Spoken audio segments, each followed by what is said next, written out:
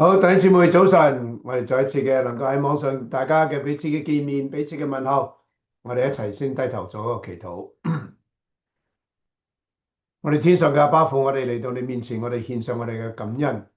神，你係嗰位奇妙嘅神，嗰位慈愛嘅神，因為你係一位活嘅神，你嘅眼睛睇到我哋每一個人喺地上生活一切嘅需要，你嘅耳朵可以聽我哋嘅呼求，以至到我哋可以時刻嘅藉着憑着主耶穌基督嘅名嚟到我哋父神嘅寶座前嚟到求憐憫，得恩惠作我哋隨時嘅幫助。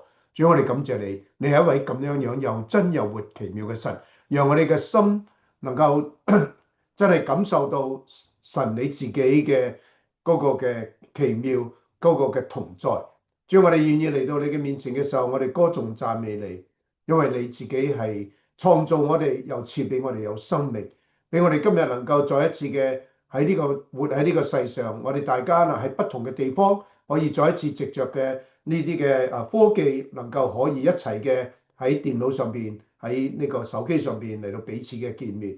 主，我哋知道呢一個係何等奇妙嘅事情，以至到我哋可以明白喺呢個嘅啟示錄嘅一啲嘅發生嘅事情，將來喺某一個地方發生，全世界都能夠認識。主，呢個係初期教會只可以嚟到去領會，但係唔能夠完全嘅明白嘅一個嘅事情。主，因此我哋就知道你主耶穌基督你再嚟嘅日子近啦，我哋就要能夠有一個嘅警醒嘅心，亦都有一個愛主愛神嘅愛人嘅一個心，能夠喺呢個世上活出基督你嘅樣式。主，我哋多謝你，我哋繼續嘅將到我哋呢個查經班交託喺主你手裏邊，願意神你與我哋同在，保守我哋每一位弟兄姊妹，保守我哋嘅家庭，保守我哋嘅身體。喺呢度再一次嘅將 Jenny 嚟到交託擺喺禱告上邊，主，願你自己嚟到恩待看顧，我哋真係巴不得能夠可以早日嘅睇到 Alvin 同佢一齊嘅喺網上與我哋一同嘅彼此嘅查經，願主你自己施恩看顧。主，我哋感謝你睇到三叔能夠可以喺我哋當中，求神你繼續嘅俾佢身體嘅強壯，俾佢有力量，讓佢能夠行走，讓佢都能夠到教會嚟到一同嘅敬拜。主，我哋恭敬嘅將到今日嘅查經交託，求神你能夠開我哋嘅心竅，讓我哋明白更多，將你嘅話語能夠謹記，亦都能夠晝夜嘅思想，讓我哋能夠成為一個蒙神賜福嘅人。感謝主，我哋禱告，感謝奉靠主耶穌基督名求，阿門。好，我哋一齊嘅嚟到睇呢個以西結書第12章。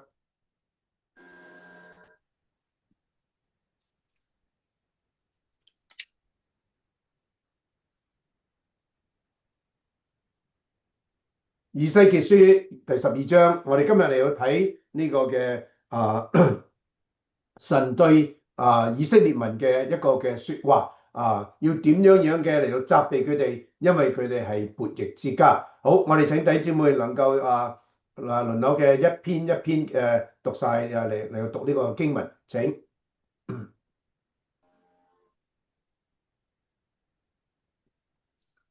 耶和華的話又臨到我說：人子啊，你住在叛逆的家中，他們有眼睛看不見，有耳朵聽不見，因為他們是叛逆之家。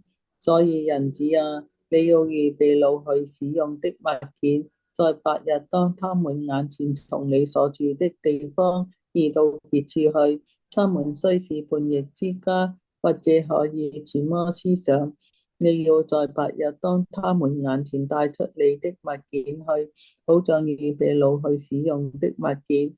到了晚上，你要在他們眼前親自出去，像被擄的人出去一樣。你要在他們眼前挖通了牆，從其中將物件帶，睇唔到啊！到天黑時，你要當他們眼前踏在肩頭上，帶出面看不見地，因為我立你作以色列家的預兆。好，下一位。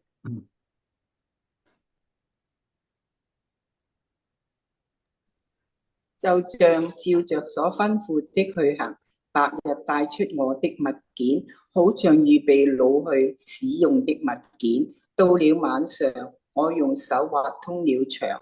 天黑的時候，就當他們眼前搭在肩頭上帶出去。次日早晨，耶和華的話臨到我說：人子啊，以色列家就是那叛逆之家，豈不是問你說你作什麼呢？你要對他們說：主耶和華如此說，這是關乎耶路撒冷的君王和他周圍以色列全家的預表。你要說：我作你們的預兆，我怎樣行，他們所遭遇的也必怎樣，他們必被擄去，他們中間的君王也必在天黑的時候，將物件搭在肩頭上帶出去。他們要挖通了牆，從其中帶出去，他必蒙住臉，眼看不見地。好，下一位。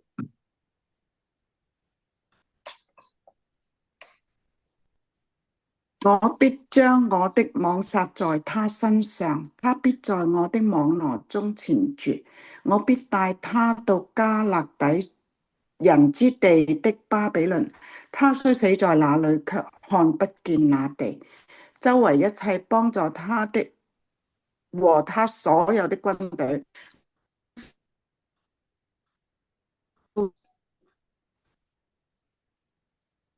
各在我幾個人得免刀劍、饑荒、瘟疫，使他們在所到的各國中述說他們一切可憎的事，人就知道我是耶和華。耶和華的話又臨到我說：人子啊，你吃飯必膽戰，喝水必惶惶憂慮。好，下一位。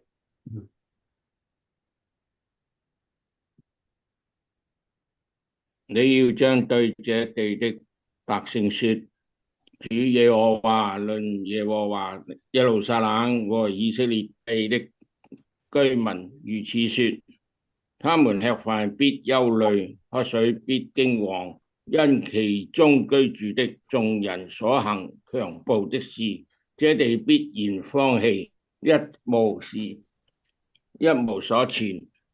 有居民的城邑必變為荒場，地也必變為荒棄。你們就知道我是耶和華。耶和華的話臨到我說：人子啊，在你們以色列地怎麼有這俗語說：日子遲延，一切異象都落了空呢？你要告訴他們說：主耶和華如此說，我必使這俗語自的以色列中不再用這俗語，你卻要對他人一臨近，一切異象必都應驗。從此在以色列家中必不再有虛假的異象和奉承的占卜。好，唔該，下一位。我耶和華說話，所說的必定成就，不再耽延。你們這悖逆之家，我所說的話必趁你們在世的日子成就，這是主耶和華說的。耶和華的話又臨到我說：人子啊，以色列家的人說，他所見的異象是關乎後來許多的日子，所說的預言是指着極遠的時候。所以你要對他們說：主耶和華如此說，我的話沒有一句再耽延的，我所說的必定成就，這是主耶和華說的。好，多謝。我哋嚟到睇今日呢一段嘅聖經嗱，講到以色列佢哋嘅眼點樣嘅盲耳，點樣嘅聾，咁我就諗到呢一首嘅詩歌，求神嚟到開我哋嘅眼睛，能夠令到我哋睇見呢首詩歌，相信大家都好熟悉嘅一首詩歌啊！我哋一齊嚟去唱下。Do ti la so la la so so， 嚟唱。開我的眼，使我看見神的真理為我彰顯，救主賜我那奇妙美所，使我自由，解我捆鎖。我今默然專心等候，惟願我主旨意成就。懇求聖靈開我的眼，光照人靈，開我耳朵使我聽見，因主所賜真理之言，當自戒入，當讓我耳中一切虛假頓失認蹤。我今默然專心等候，惟願我主旨意成就。懇求聖靈開我耳朵，聆聽主言，開我的口能想主恩，為主真理熱誠作證，開導我心，親來進逼我，能有愛心，願意分享。我今默然專心等候，惟願我主旨意成就。懇求聖靈開我的口，歌頌主恩，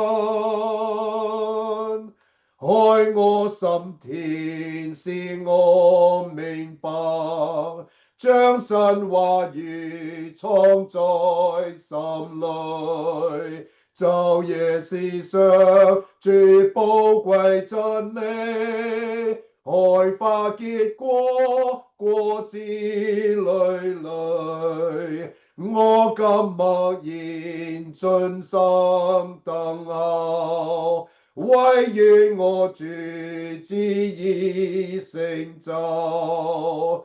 懇求聖靈開我心田，光照人靈。今日我哋去睇第12章，係要揭發呢啲假先知嘅說話。耶路撒冷淪陷喺606年嘅主前到586年嘅呢段嘅期間裏邊，係假先知傳假信息，因為巴比倫3次嘅攻擊耶路撒冷，3次嘅擄去咗啲人，所以喺呢段期間裏邊，我哋睇到神係其實一次又一次嘅俾耶路撒冷有機會嚟到明白，嚟到悔改，但係佢哋拒絕先知所傳嘅話。耶利米先知喺耶路撒冷傳，佢哋拒絕；以西結先知喺呢個嘅巴比倫嗰度傳神嘅話語，佢哋都唔聽。佢哋寧願聽呢啲假先知嘅說話，因為佢哋中意呢一啲嘅，令到佢哋心裏邊好似好快樂耳朵聽到嘅時候好順耳嘅呢啲嘅說話。所以我哋知道忠言逆耳呢個係一個嘅事實嘅事情，但係因為以色列人佢哋想有一個嘅假嘅盼望，中意聽呢啲嘅假說話，所以第12章將呢啲嘅國家淪陷嘅假說話全部嘅揭發出嚟，讓百姓知道，讓佢哋無可嘅否認。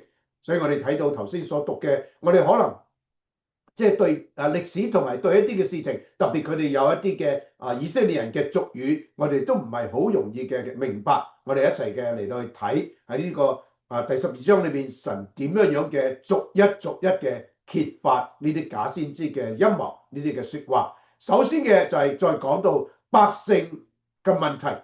其實如果百姓聽嘅話，就唔需要去理會呢啲假先知所講嘅說話，自然就會消失。謠言係一個一個繼續嘅傳，假如唔再去傳嘅話，謠言就自然會消失。但係百姓係悖逆嘅，係眼盲嘅，係耳聾嘅，所以呢個嘅神就要先知用一個咩咧？用一個嘅諷刺性嘅方式嚟到向佢哋傳。既然你哋係眼盲係耳聾就唔嚟到去向你哋講，就用動作。當然所謂眼盲係心眼嘅黑盲，佢哋嘅肉眼係睇到先知所做嘅每一個嘅動作。我哋過去睇到先知打側嚟到瞓，冇好多嘅動作嘅一啲嘅 message， 而家先知係繼續嘅再用呢個動作嚟到傳達呢個信息。神嘅先知以賽亞先知喺第6章亦都係講到咩啊？同埋耶利米喺第5章，當神呼召呢兩位先知嘅時候，好似以西結一樣，都係要向呢啲眼盲耳聾心硬嘅百姓傳達神嘅話。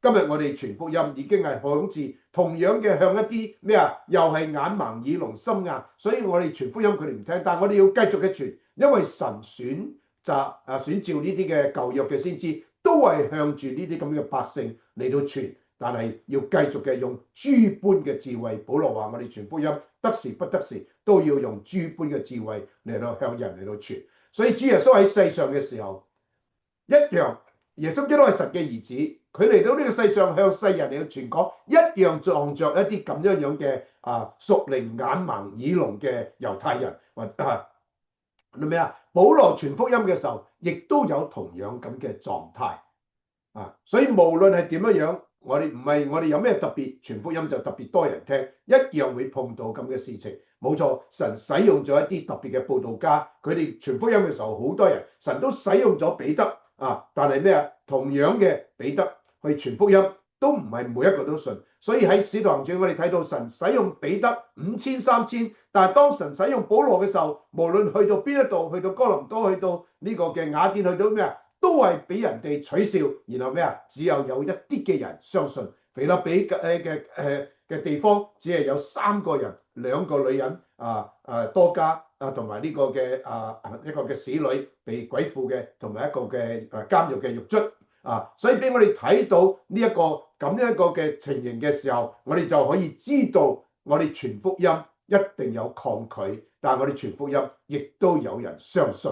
所以無論佢哋嘅人個反應係點樣，我哋傳唔係因為佢哋嘅反應，我哋傳就係要去好似撒種比喻，要出嚟撒你唔知道碰到嘅係呢個嘅路旁，抑或係淺土，抑或係荊棘，肯定亦都有啲喺好土裏邊。所以以西結再用咗2個嘅動作嚟到傳俾百姓聽，然後先至咩啊？再宣告神嘅話，就話第一個係咩啊？逃難者領袖係走唔甩嘅。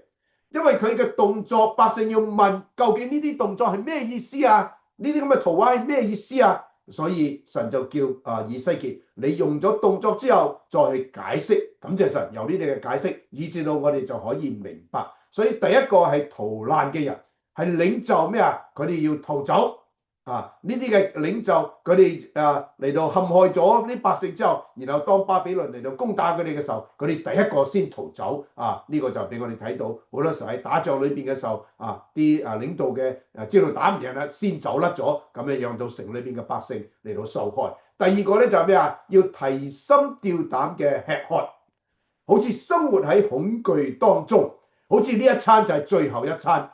唔知下一餐有冇得食，有冇食物食，有冇生命要嚟到食呢個就係呢2幅嘅動作嘅信息俾我哋睇到係一個唔容易嘅，喺一個嘅戰爭嘅期間嘅當中，逃難者就係領袖佢哋走要逃難走唔甩。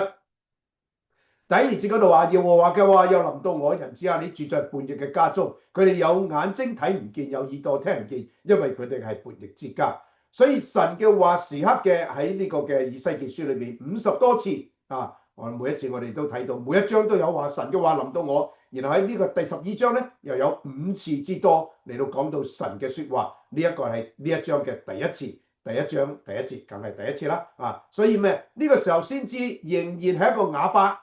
弟兄姊妹，我哋要有一個嘅認識，一個嘅明白，以西結先知要做一個啞巴嘅先知，做咗7至8年之久。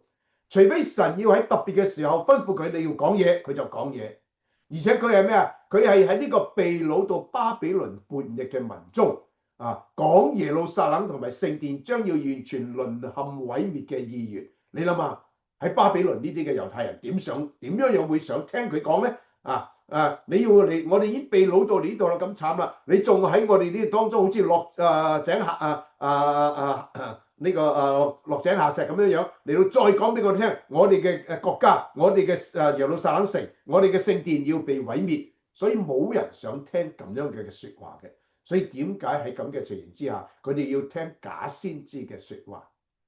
我哋睇以色列係叛逆，其實將你同我擺喺當時嘅情景，你都唔想聽到以西結呢種嘅説話，你都好想聽一啲有盼望嘅説話啊！神再一次嘅提醒，先知你嘅處境係點樣樣，係向一班悖逆之家嘅百姓傳講，所以你唔好盼望你講嘅嘢佢哋會接納，你唔好盼望你要做嘅使命係好容易。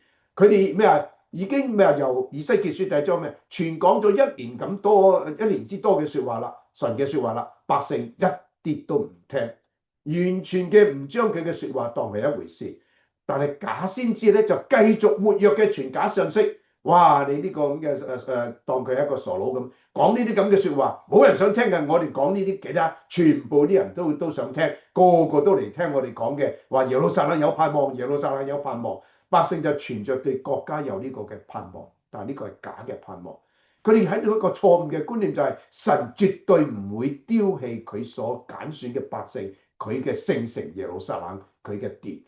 呢一種咁嘅 concept 令到我哋今日有好多嘅，亦都喺呢個世界呢個神係慈愛嘅，絕對唔會有地獄，所以淨係專門講愛，聖經裏邊愛嘅説話。將神變咗係50%嘅傳講，另外之50%係公義嘅，必定審判嘅呢啲嘅説話，完全嘅唔講。呢個係唔應該嘅，係一個嘅情形，係一個唔健全嘅，而且係一個咩咧？變咗係有一種嘅將神嘅話嚟到去咩咧？嚟到去偷工減料嘅，嚟到去做一啲嘅假嘅信息啊！所以呢個係一個好弊嘅一個嘅情形。但係今日美國好多人相信唔會有地獄。相信呢個神係完全慈愛，唔會將人咁樣嚟到懲罰，呢個係非常可憐嘅事情。就係因為人係喜歡聽呢啲好聽嘅説話，叛逆嘅百姓係咩啊？有屬靈嘅瞎子同埋聾子。今日呢個世代亦都係咁樣樣。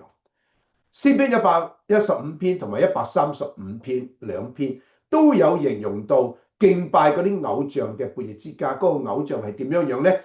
兩篇詩篇都有用到呢幾句嘅説話，115同埋135有口卻不能言，有眼卻不能看，有耳卻不能聽，有鼻卻不能聞，有口卻不能摸，有腳卻不能走，有喉嚨也不能出聲。然後咩咧？拜佢嗰啲人叫咩啊？做佢同埋嘅呢就係嘅咩？做同埋敬拜嘅都係同佢一樣。凡係靠住佢嘅都係咁樣樣。當你去拜一個有口唔能夠講説話嘅人嘅時候，你就亦都係有口講唔到嘢。你嘅耳朵亦都係聾嘅，你嘅眼都係睇唔到，因為你拜嗰個係乜嘢嘢，你自己就係咁樣嘅情形。完全嘅迷信喺呢啲咁嘅當中。我哋今日去到所有嘅廟，無論喺中國睇到無數千千萬萬嘅人去到呢度廟嚟到拜，佢哋都係咩啊？有口講唔到嘢，佢哋喺嗰啲咁嘅偶像面前根本就講唔清嘢。佢哋嘅眼根本就睇唔到，佢哋嘅耳朵都聽唔到，因為呢啲嘅偶像根本就唔會聽佢哋講，亦都唔會向佢哋講説話。所以我哋睇到呢種嘅悲劇嘅情形，叛逆嘅百姓敬拜聾啞嘅偶像，結果佢哋都成為咁樣樣。今日叛逆嘅世代更加有好多屬靈嘅瞎子同埋聾子。你同我要點樣樣？你同我要點樣樣嚟去面對呢個嘅叛逆嘅世界？唔容易，但係神揀選咗我哋，神將耶穌基督將大使命傳遞俾我哋，要我哋向呢啲嘅世界嘅聾子瞎子嚟到傳講神嘅愛。所以我哋好多時候可能都要咩啊？喺我哋嘅生命裏邊活出嚟。當我哋口講佢哋唔聽嘅時候，有時你同我就要好似以西結先知咁，做一個動作嘅訊息。你同我嘅生命就係一個咩啊？被世人睇緊，所以我哋話基督徒活喺呢個嘅玻璃鏡嘅世界裏邊，世人都喺度睇緊我哋。保羅話我哋成為一台戲，被神同埋世人嚟到觀看。但係我哋喺戲裏邊，我哋所扮演嘅角色係乜嘢嘢咧？讓我哋能夠今日有一個嘅警醒嘅心智，你同我嘅生命要活出基督嘅樣式。所以第3到第6節講俾佢聽，佢哋點逃難啊？喺呢度俾我哋睇到有幾次嘅當住佢哋嘅面前。所以人子啊，你要預備擄去使用嘅物件，喺白日當佢哋嘅眼前，從佢哋所住嘅地方移到別處。佢哋雖然係叛逆之家，或者可以揣摩思想，佢哋要你要喺白日當住佢哋嘅眼前帶出呢啲物件去，好預備擄去使用嘅物啊。到咗晚上，你亦都要當住佢哋嘅眼前親自嘅出去，將呢啲被擄嘅人，好似被擄嘅人出嚟一樣，係要當住佢哋眼前挖通嗰埲牆，從其中將物件帶出去。喺天黑嘅時候，當住佢哋面前搭喺膊頭上帶出去，並要蒙住面睇唔到地，因為我立你作以色列家嘅預兆。由第7到12節，我哋頭先讀咗啦。喺呢度俾我哋睇到有6次嘅當住佢哋嘅面前，然後第8節嗰度話，次日早晨，耶和華嘅話又臨到我，係呢一章裏邊嘅第2次，俾我哋睇到神嘅說話嚟到向佢哋嚟到講。所以先知要扮演打仗嘅逃難者，白日同埋晚上都要扮演，要百姓嚟到去揣摩思想。當百姓睇到呢個先知咁怪嘅，白日又逃難，夜晚又逃難，究竟係乜嘢嘢咧？佢哋諗唔掂嘅時候，就要嚟到問。先知要預備被擄使用嘅物件，就係咩啊？你逃難要用嘅嘢嗱，白日帶出去埋藏咗，晚上翻嚟嘅時候要喺牆上挖洞，從外邊將咩啊向裏邊嚟挖，讓人知道將白日所埋藏嘅嘢拎出嚟帶翻去屋企，再從牆洞裏邊爬翻出去。所以我哋睇呢個嘅時候，我哋真係唔係好明白究竟係乜嘢嘅意思，一個嘅情形所做嘅嘢好似重複做嚟搬嚟搬去嘅一個情形。但係先知仲咩啊？仲要蒙住面睇唔見地，喺百姓嘅眼前做呢啲，當住佢哋嘅眼前6次嘅講係咩啊？係一種嘅諷刺式嘅悖論，呢個 paradox 就係因為佢哋眼盲耳聾，所以要當住佢哋眼前做，亦都係冇功效嘅。佢哋唔會睇都睇唔到，亦都唔明白呢個咁嘅情形。所以我哋睇到先知喺呢度好似咩啊？神要先知做今日我哋用一句嘅說話就係咩啊？對牛彈琴先知要白日夜晚黑都要對牛彈琴，完全做一啲嘅嘢，佢哋唔會領會到。佢哋雖然係叛逆或者可以揣摩思想，呢個係神嘅耐性，並唔係百姓真係諗得到乜嘢嘢。但係咩？係神嗰個嘅寬容，渴望百姓能夠悔改。你睇神嗰個嘅耐性係幾咁嘅長久，佢唔想丟棄任何一個百姓。所以神今日喺呢個嘅整個嘅世代裏邊，係繼續嘅寬容，希望人人得救。或者用咗 perhaps 呢個嘅字2次嘅，佢哋咩啊？能夠肯聽從，各人回頭離開惡道，使我後悔，不將我因他們所行的惡，想要施行的災禍降臨俾佢哋。喺耶利米先知嗰度，神向耶利米咁樣講，神亦都係咩啊？用同樣嘅向以西結咁講，或者佢哋可以揣摩思想。神今日仲係存住一個嘅咩啊？一個嘅盼望，或者呢個剛硬嘅人心會悔改。或者佢會喺佢臨死之前悔改，好似個強盜咁樣，或者乜嘢嘢？今日神繼續嘅用呢個咁嘅一個嘅微小嘅盼望，等候人悔改。我哋需要將呢個人帶到翻去神嘅面前。以西結嘅動作信息，百姓最後真係稀奇嘅問佢啦。被擄使用嘅物件放喺房屋嘅外邊，係指以色列嘅領袖們準備棄城逃命。佢哋已經將佢哋所有嘅物件擺咗喺以色列耶路撒冷嘅城牆後外邊啦。佢哋準備一要逃命嘅時候咧，你要逃出咧就好快嘅走出個城，然後先攞佢哋嗰啲嘢，唔會攞住嗰啲嘢嚟到去逃，因為咁樣嘅時候就走唔得快。從牆外挖洞，代表巴比倫嘅軍兵圍困耶路撒冷，唯一逃出嘅方法就係挖牆逃出。OK， 所以呢一個就係一個咁嘅一個嘅預表。晚上拿着物件爬牆出去，代表以色列嘅領袖由君王到領袖全部都咩啊？係暗暗嘅離城逃命，唔敢白日嚟到逃走。所以我哋睇到耶利米書39章第4節嗰度話，猶大王西底家同埋一切嘅兵丁睇見佢哋，就在夜間從靠近王院嘅兩城中間嘅門出去逃跑，往阿拉巴逃去。所以我哋睇到呢個就係夜晚黑，佢哋呢啲嘅領袖們，佢哋點樣嘅拎住佢哋嘅財物，一早已經擺咗喺出邊嚟到準備嘅逃走。第二日先知宣告佢嘅動作信息必定嘅成就，他必蒙住面眼看不見地，講明咗咩啊？講明咗西底家雖然被擄到巴比倫，但係佢一定睇唔見巴比倫嘅地方。點解佢會眼睇唔見呢？呢個就係喺耶利米書52章嗰度講俾我哋聽。歷史亦都講咗俾我哋聽，就係咩呢？當西底家王喺在位嘅末期，以色列嘅領袖們同埋軍隊都係咁樣嘅逃難，俾巴比倫嘅軍兵追趕捉拿。耶利米書52章就將呢個耶路撒冷滅亡嗰個光景完完全全嘅寫照咗記載咗出嚟。巴比倫嘅軍兵喺西底家王嘅面前，將佢所有嘅仔同埋領袖都殺死咗，要佢親眼睇到佢嘅仔同嗰啲領袖被殺，然後咩啊？挖咗西底家嘅兩隻眼，用銅鏈鎖鏈鎖住佢，將佢帶到巴比倫。所以佢嘅人雖然喺巴比倫，但係眼睛完全睇唔到巴比倫嘅地方，最後死喺巴比倫嘅地方。呢個就係咁樣一個嘅動作嘅信息預表西底家同埋所有以色列嘅領袖，佢哋想逃難就冇一個可以走得甩，所有嘅領袖西底家嘅王子全部被殺，然後自己被挖咗眼，好淒涼、好悲慘嘅一種嘅光景。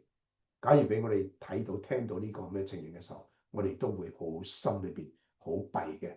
唉，點解會淪落到咁嘅地步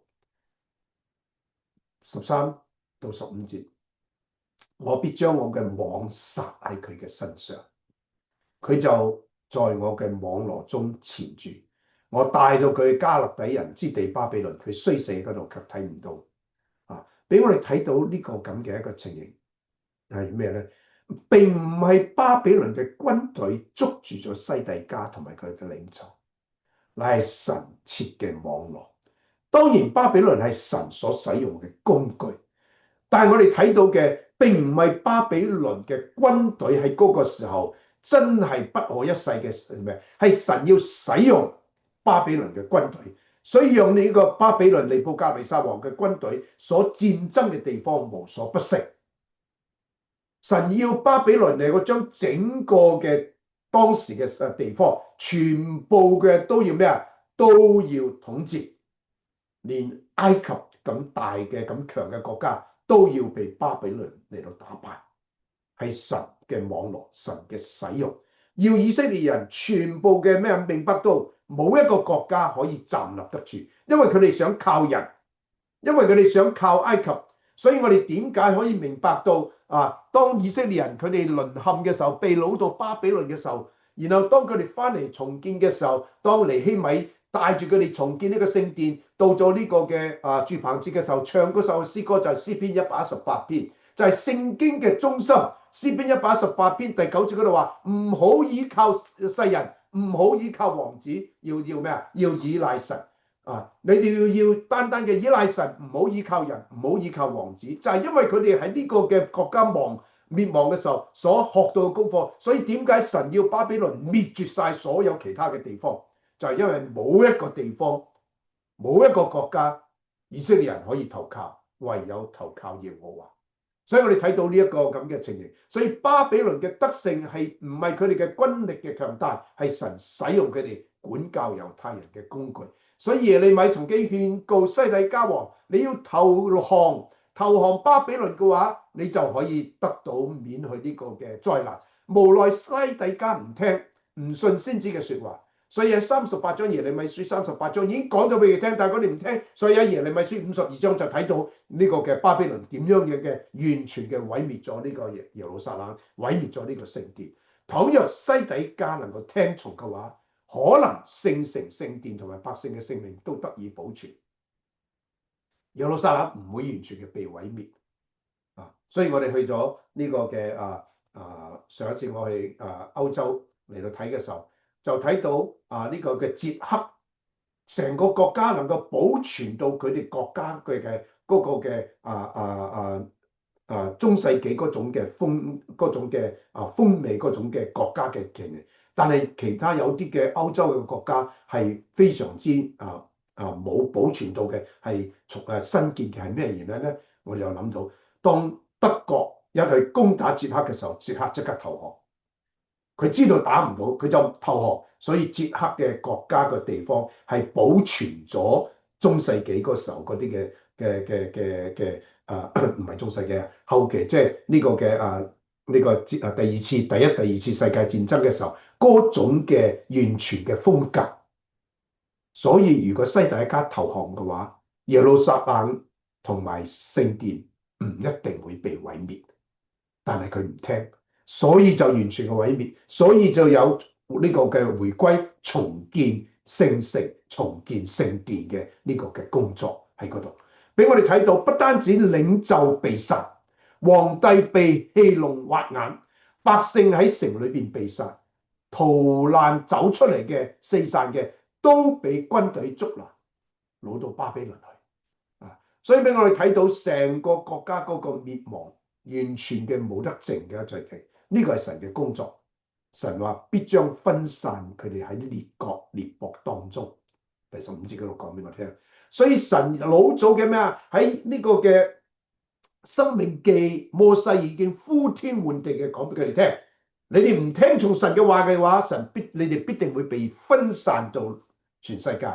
結果第一次呢個嘅被巴比倫毀嘅時候，佢哋被分散到巴比倫嘅帝國，但係以色列人繼續嘅唔聽，繼續嘅抗拒神，以至到當呢個嘅羅馬將喺70年主後毀滅咗耶路撒冷、毀滅聖城嘅時候，係咩啊？佢哋被分散到天下。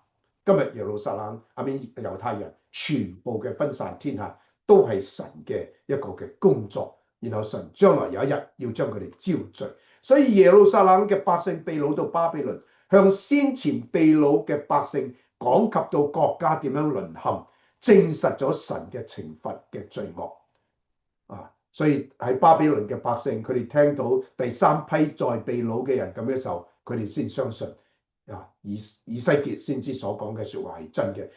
然後耶路撒冷整個猶太嘅民族先相信耶利米先知嘅話係真嘅。所以今日耶利米先知喺猶太人嘅民族嘅觀念裏邊係一個偉大嘅先知，但係耶利米喺當時嘅時候係被完全拒絕、唾罵，甚至乎係被憎惡嘅一個嘅先知俾我哋睇到人嘅一種嘅情形。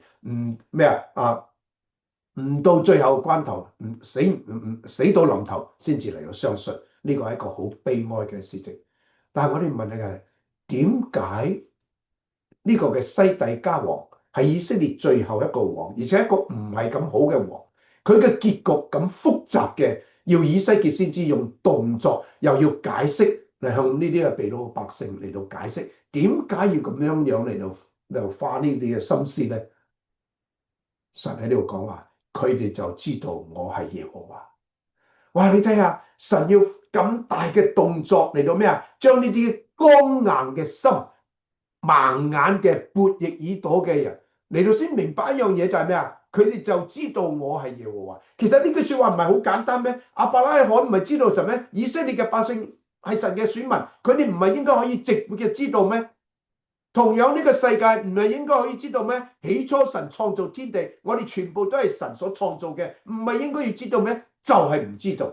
所以點解神要用7年嘅災難咁大嘅動作？為嘅係咩啊？為嘅都係呢句說話，要世人知道佢就係耶和華。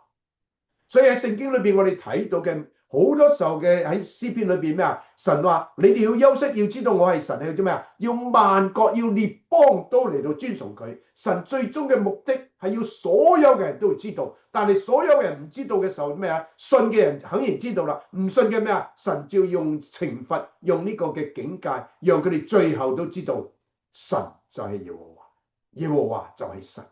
所以最後呢個7年嘅災難之後，所有嘅世人都知道，原來呢個世界就係神所創造、神掌管嘅，撒旦都唔可以做到乜嘢嘢。你哋就知道，他們就知道我是耶和華。呢一句嘅說話就係神最終嘅一個嘅目的。但係喺巴比倫嘅百姓仍然嘅剛硬如鐵，悖逆神，寧願嘅盼望相信西底家能夠救佢哋回國，都唔肯接受神藉着先知講俾佢所聽嘅說話。呢個就係嗰種嘅情形啦。雖然神呼召以西結先知講咗意願俾佢哋聽，但已經經過咗1年之多啦，耶路撒冷仍然存在。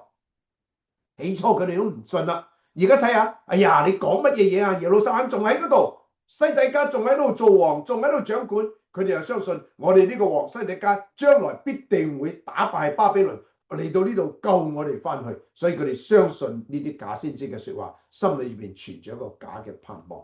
神就講俾百姓聽，西底家唔係拯救者，乃係受害者。所以當佢哋聽到西底家王要咁樣被害嘅時候，佢哋真係好驚訝，好唔能夠接受啊！然後咩啊？喺呢度俾我話，我卻要留下他們幾個人，得免刀劍、饑荒、瘟疫，使他們在所到嘅各國中述說他們一切可憎的事，人就知道我是耶和華。再一次講俾佢聽嘛，神要保留一啲嘅餘種，保留幾個人就係餘種，當然唔係可以數得到嘅幾個人，亦都係有一批嘅人。呢啲係咩啊？呢一批嘅人係神憐憫同亞伯拉罕所立嘅約，因為佢係一個信實嘅神，佢唔能夠毀滅晒亞伯拉罕子孫。當然已經有前頭2批人被擄到巴比倫啦，但係咩啊？神都仲要拯救第3批嘅被擄到巴比倫嘅餘種。所以我哋睇到每一次嘅巴比倫嘅攻擊嘅當中，有殺咗好多，但亦都有餘種嘅被帶到翻去，被擄到去巴比倫，將來佢哋要翻嚟。所以以賽亞先知第1章第9節嗰度講話，若不是萬軍之耶和華給我們少留餘種，我們早已像所多瑪、俄波拉的樣子啦。所以呢個俾我哋睇到一個嘅情形。今日神如果唔係仲喺度憐憫我哋，如果唔係要我哋世人立咗呢個天虹嘅約，呢個世界老早已經被滅亡啦。所以神繼續嘅寬容，讓更多嘅人得救。百姓被擄到第2個地方，向呢啲人嚟到傳講佢哋嘅遭遇，係因為佢哋嘅犯罪，行咗神憎恨嘅事情，悖逆神，然後咩啊？就喺受到神嘅懲罰當中，所以佢哋可以向外邦人傳講耶和華神，讓外邦嘅人都知道認識真神。呢個亦都係神要讓呢班剛硬嘅人，點解你哋咁剛硬？唔係神要用咁嘅方法先至讓外邦人可以認識神。揀選亞伯拉罕嘅時候話咩啊？萬國要因你得福。其實係咩啊？係以色列人向世界嗰啲人傳講，係有一個正確嘅方式嘅。但係以色列人唔肯聽，佢哋仲叛逆神，所以神就用咗呢個咁嘅懲罰嘅方式，將佢哋被擄到去各地，然後佢哋向嗰啲人嚟到講佢哋所做嘅唔應該做嘅事情。今日假如我哋能夠信服神嘅呼召，信服神喺我哋生命嘅使命嘅時候所做嘅事情，係會好好。但係假如我哋嚟到叛逆，我哋唔肯聽嘅時候，神一樣會成就佢要我哋成就嘅嘢，但係透過一個唔好嘅渠道，係我哋自食其果嘅一個嘅問題啊！所以讓我哋能夠有一個嘅認識，我哋去信服神向我哋所講嘅說話，透過聖經佢同我哋所講嘅說話係乜嘢嘢，我哋能夠有信服嘅心智。然後喺呢度睇到第2個嘅圖畫就係提心吊膽嘅吃喝。呢個係活喺恐懼嘅當中呢個耶和華嘅話又臨到我，係呢1章嘅第3節。人子啊，你吃飯必要膽戰，喝水必惶惶憂慮。你要對這地的百姓說，主耶和華論到耶路撒冷同埋以色列地嘅居民咁樣話，佢哋食飯必憂慮，喝水必驚慌，因為其中居住嘅眾人所行強暴嘅事，這地必然荒廢，一無所存。有居民從嘅城邑必變為荒場，地也必變為荒廢。你哋就知道我係耶和華。重新嘅講呢句嘅，你哋知道我係耶和華。所以先知第二個嘅動作係咩啊？食飯嘅時候要心驚膽跳。請問今日我哋食飯點樣樣啊？有冇心驚膽跳咧？我哋未經過戰爭，可能喺戰爭嘅當中會啊。我哋嘅父母親經過呢個嘅中日戰爭，佢哋真係喺食飯嘅時候可能會心驚膽跳。呢個就係咩咧？喺戰爭嘅情形嘅時候當中，唔知道呢一餐飯幾時仲有得食嘅時候，所有嘅一種嘅心驚膽跳嘅經歷先知要扮演耶路撒冷嘅人食飯嘅光景，戰戰兢兢嘅嚟到食飯。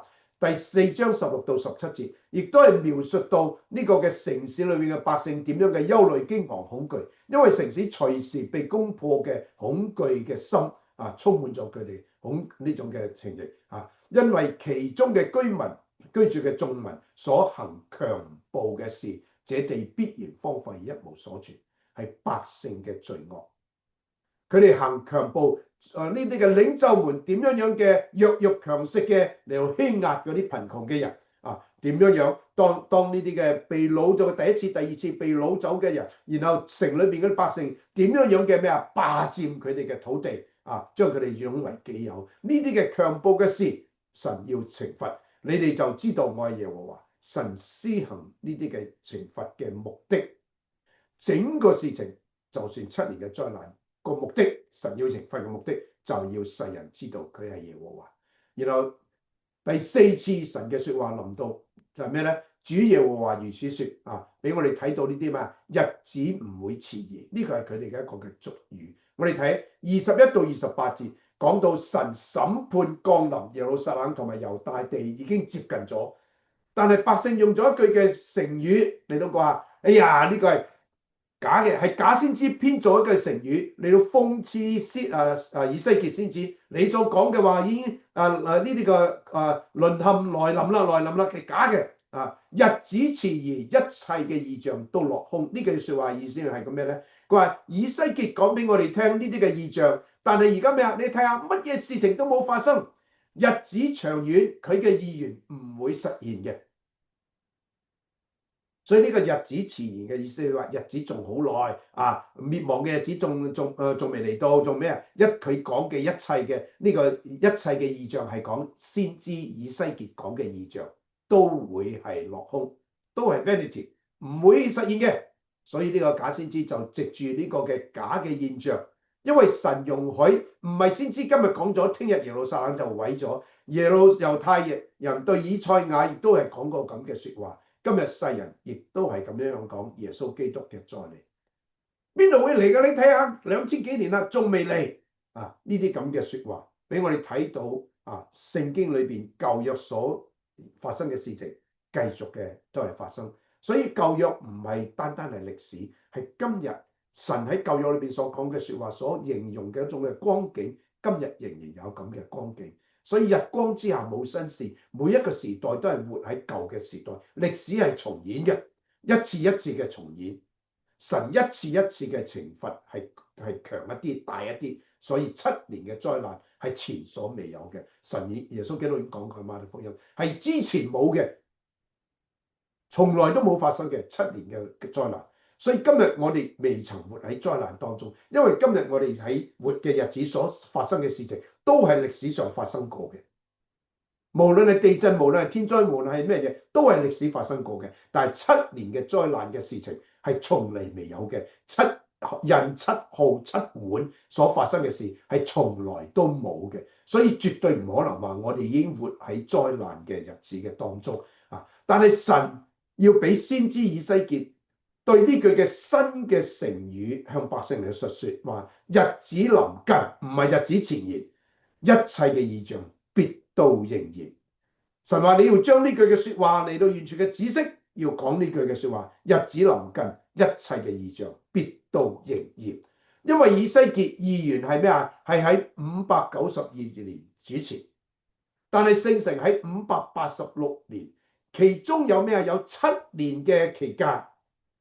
所以假先知話：呀，你睇佢講咗咁耐都未發生，所以因為咁嘅情形，佢哋就亦相信呢啲假先知嘅説話，認為佢哋嘅呢啲嘅所占卜嘅假嘅説話係準確，7年有咁耐嘅期間啦，所以佢哋棄絕神嘅話，絕對唔會聽。因此神要毀滅假先知同埋虛假嘅異象同埋奉承嘅占卜。呢啲都係咩啊？算命都係咩啊？先睇下你個人，睇你想聽咩嘅説話，講一啲你想聽嘅説話，你就信心服口服嘅，你就相信呢啲占卜算命嘅話，全部都係假嘅。俾我哋睇到好清楚嘅講明，絕對冇遲延。日子臨近，佢嘅話必定成就喺百姓仲活着嘅日子裏邊。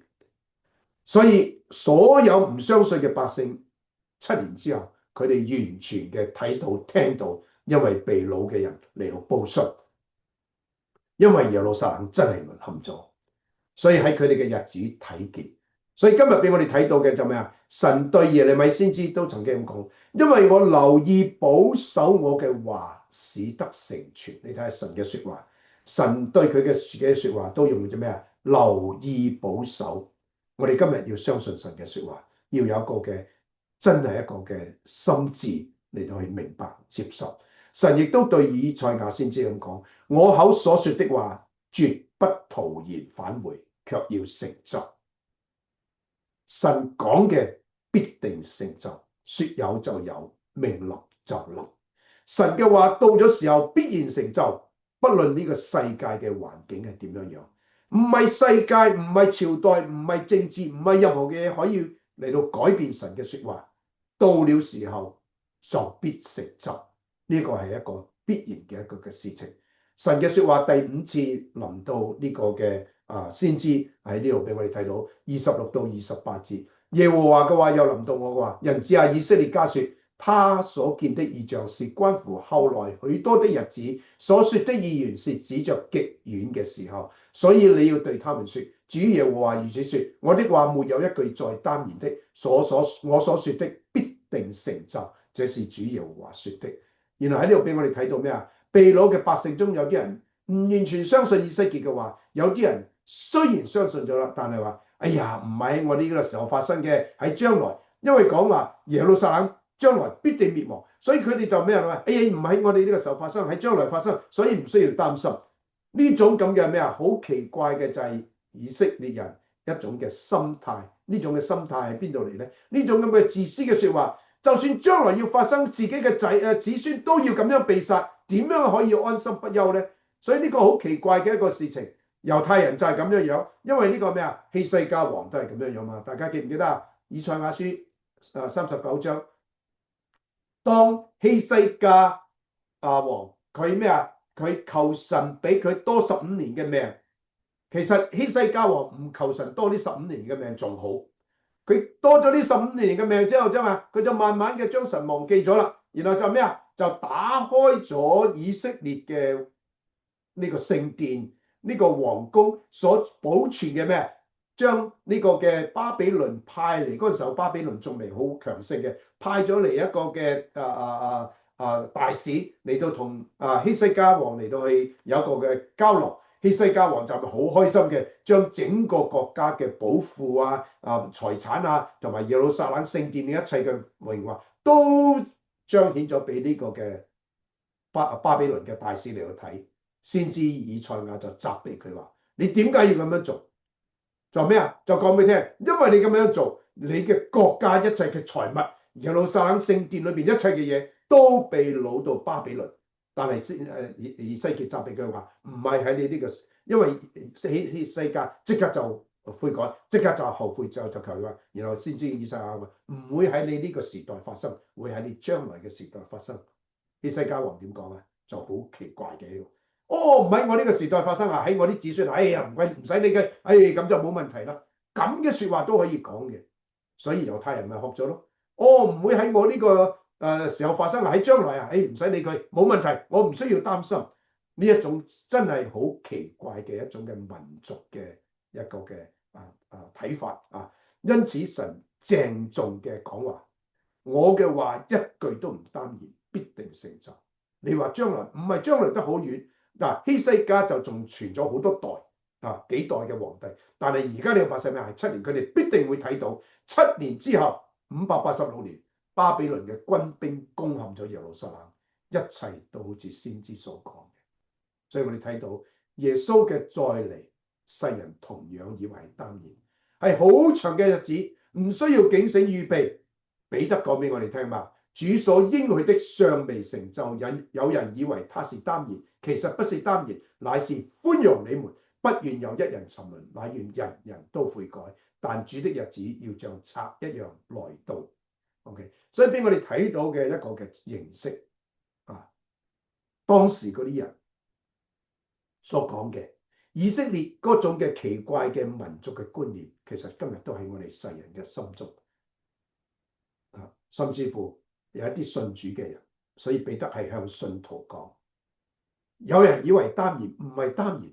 我哋講哎呀，耶穌成日講耶穌嚟，所以點解今日唔係好多人啊，好多教會再講及到呢啲嘅預言嘅書信嗱，唔講呢個嘅呢個嘅啟示錄啊，喺教會裏面唔係好多人講啟示錄嘅事情，就算講都唔會係好照住啟示錄嗰個嘅真實嘅嗰種嘅迫切性啊！我哋講耶穌基督嘅再嚟，英文用一個 imminent 呢個嘅字就係咩啊？ anytime 都會發生嘅，係好緊迫嘅一個嘅事情。但係人話：哎呀咩啊？仲有啲人話：耶路撒冷嘅聖殿都未起啊，邊度會有嚟㗎？啊咩啊？世人都未得救啊！福音要傳遍普天下，所以唔好用馬太福音24章第14節嚟到做一個藉口。馬太福音24章14節，這福音要傳遍普天下，然後末期才嚟到。嗰個唔係指耶穌基督再嚟將教會接去嘅日子。嗰個係指到7年嘅災難最後嗰個嘅時刻，嗰個情形啊！但係7年裏邊，神用咩啊？神係將教會接走咗，但係福音要用144000嘅見證人，有兩個特別嘅見證人，你話最後天使喺天上吹號筒啊，嚟到去將福音傳遍全世界。但係嗰個唔係耶穌基督再嚟嗰個嘅一種嘅預兆。只係有普通預兆，國要攻打國，民要攻打民，到處都有饑荒、地震呢啲嘅事情。呢一啲係普遍嘅預兆，但係耶穌基督再嚟係隨時嘅會發生。但係神冇要耶穌基督即刻嚟到係咩啊？係寬容，唔願意一人沉淪，願意人人都得救。所以最後7年裏邊都要拯救無數。我哋所以喺呢個嘅第7章睇到喺天上有無數數唔盡嘅人喺嗰度嚟到。歌唱讚美神啊！所以神要拯救嘅日子，神要拯救嘅人數係我哋唔知道，但係佢要再嚟嘅日子係 anytime， 係 imminent 嘅。所以主耶穌講，佢話是的，我必快來。阿門。喺啟示錄最後，我必快來，係耶穌親口講嘅。然後約翰話，主耶穌話，我願你嚟。今日我哋要有一個咁嘅認識，耶穌必定好快嚟。我哋要有一個心志，主啊，我願你嚟。但係當我哋有呢個咁嘅心志嘅時候，我哋咩啊？我哋就要做神託付我哋所做嘅工作，嚟到去將生命活出基督嘅樣式，讓人睇到，讓人能夠相信。可能今日有一個人係要因着你同我，讓佢嚟到去得救嘅。我哋要點樣嘅嚟到做呢個嘅傳遞嘅信息咧？呢個就係今日喺呢一章裏邊俾我哋睇到嘅一個嘅真理嘅一個認識，咁我哋今日就結束喺呢度，咁啊。